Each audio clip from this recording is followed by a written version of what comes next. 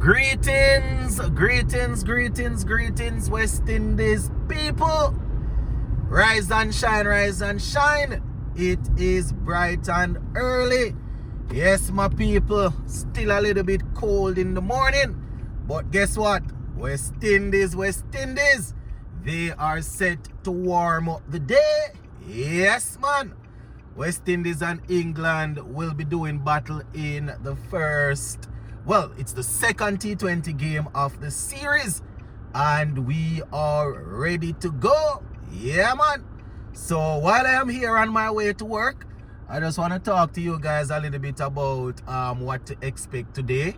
I'm going to talk about my playing 11 and the keys to victory.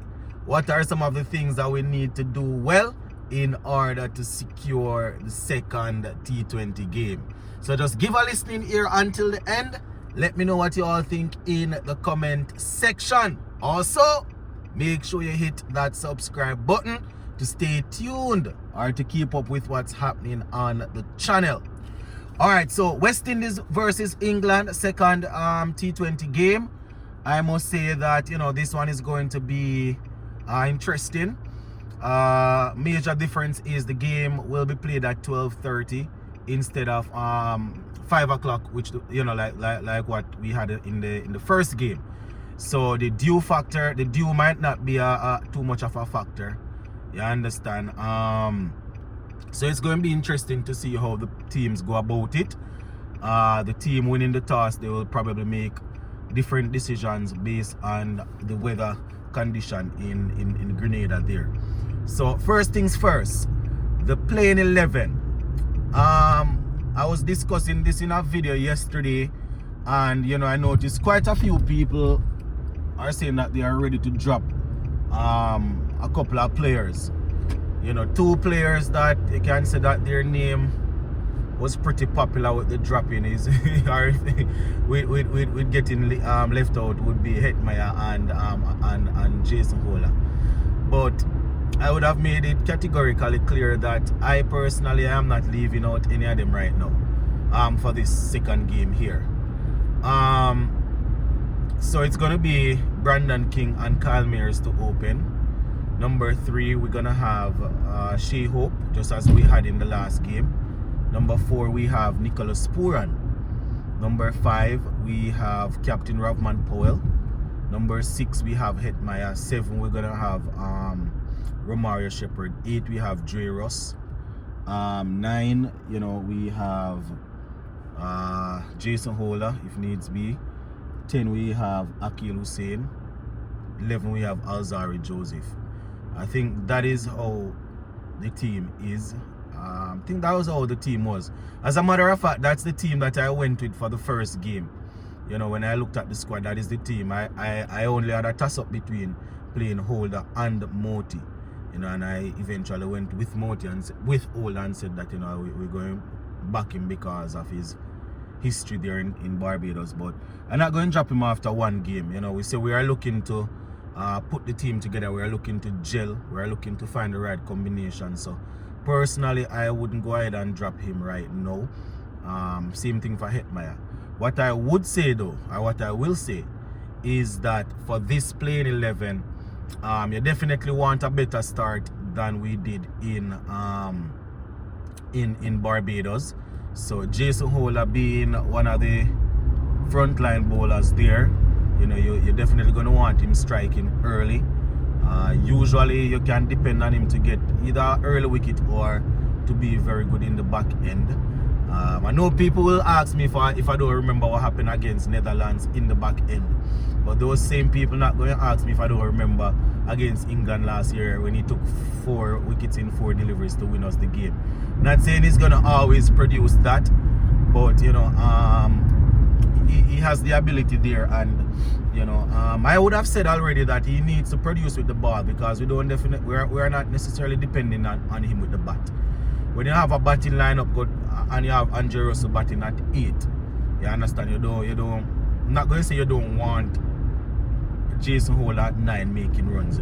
Obviously if he's batting, you want him to chip in, but his main concern wouldn't be that. Not like in the past when he was batting at number 7, number 6, number 7, and you expect him to give you 25, 30 runs.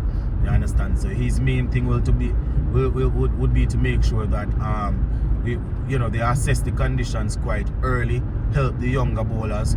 We would have heard Andre Russell talking about assessing the conditions and passing on the information to the other bowlers. You know, if Jason Holder gets to bowl before Russell, or even if he doesn't bowl before Russell, whenever he gets the ball, you would expect somebody like a Russell to pick up on, like a Holder, to pick up on these things and to make sure that the information is being passed on. Hetmeyer is going to be very important in this team. You understand? The way in which he got out again definitely wasn't like the bowlers had to work him over and work him out. You understand? But he's going to be important in the team there alongside Pooran. The captain, Rahman Powell, would have said it also earlier this year that they needed Hetmeyer to bat the spin in the team and thing in the middle overs there. So I'm going to give him another game and see how it goes from there. You understand? The fact that we won the first game, it is less pressure on him. I mean, eyes are still going to be there for him to score, because coming into this first game that we played a couple days ago, he hasn't had a lot of runs, but we still have to remember that the last World Cup that he played in, or the last 2 World Cup that he played in, he factored pretty well. Just off the top of my head right now. You understand? They didn't really want him in the team, and he went and even though it was a poor World Cup, the last one, even though it was a poor World Cup T20, he went and he was still he still got some runs for us. So I have him there. He's a part of the plan going forward, so I'm not going to give him one game in this series. What I would say is, in this game, if they don't have to work him out and he gives it away, then I would rotate him out and put his countryman in and see what Rutherford has to say.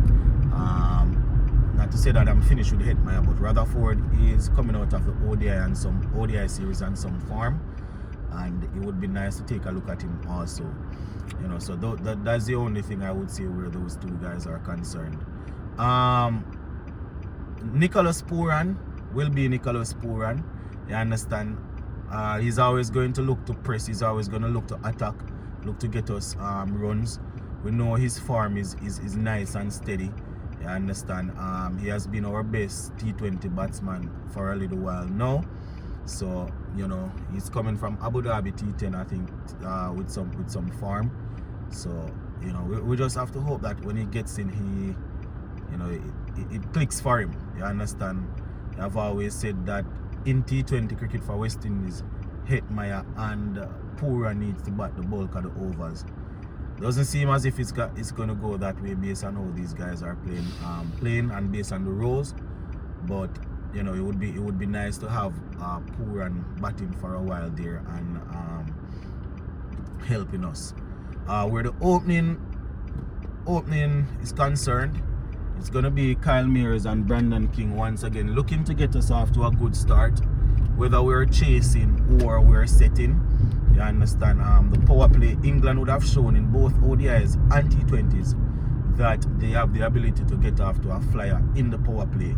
You understand? Even in the ODIs, I was saying to myself that, well, I said it on the channel that I prefer when Josh Butler opens for England. Probably won't work in our favor, and that is exactly what's happening in the T20, where he's batting at the top.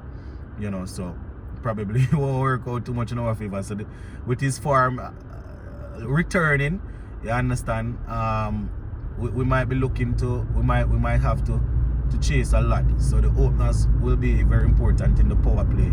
I have always said that I would take 50 in the power play. You understand? When a team go and score 60 or 70 in the power play, that is good.